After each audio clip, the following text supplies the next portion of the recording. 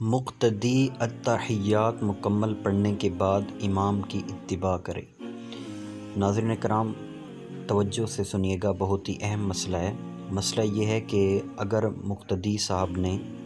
التحیات، چاہے وہ دوسری رکعت میں ہے یا چوتھی رکعت میں ہے، وہ ابھی تک مکمل نہیں پڑھا کہ امام صاحب تیسری رکعت کے لیے کھڑے ہو چکے ہیں، یا چوتھی رکعت میں ہے تو امام صاحب نے سلام پھیر دیا ہے، تو ایسی صورت میں مقتدی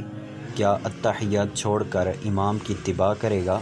یعنی تیسری رکعت کے لیے کھڑا ہو جائے گا یا سلام پھیر دے گا، یا یہ کہ وہ اپنا التحیات مکمل پڑھے گا؟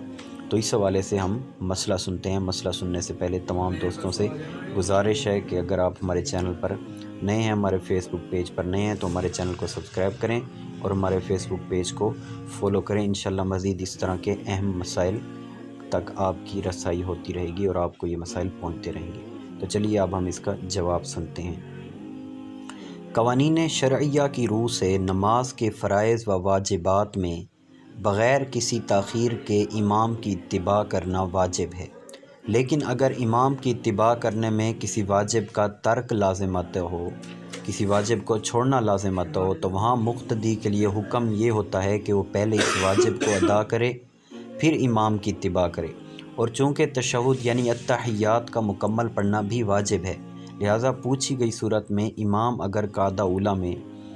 مقتدی کے تشہد مکمل پڑھنے سے پہلے کھڑا ہو جائے، یعنی تیسری رکعت کے لیے کھڑا ہو جاتا ہے اور مقتدی نے ابھی التحیات نہیں پڑھا، تو مقتدی کو حکم ہے کہ پہلے التحیات مکمل کرے عبدہ و رسولہ تک، پھر کھڑا ہو کر امام کی اتباع کرے۔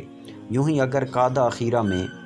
مقتدی کے تشہد مکمل پڑھنے سے پہلے، التحیات مکمل پڑھنے سے پہلے امام صاحب نے سلام پھیر دیا، تو مقتدی پہلے تشہد التحیات عبدہ و رسولہ تک مکمل کرے، پھر سلام پھیرے۔ اور اگر مقتدی نے التحیات تو مکمل پڑھ لیا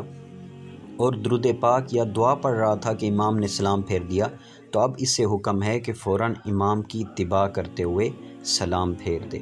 واللہ اعلم عز وجل ورسولہ اعلم، صلی اللہ تعالی علیہ وآلہ وسلم۔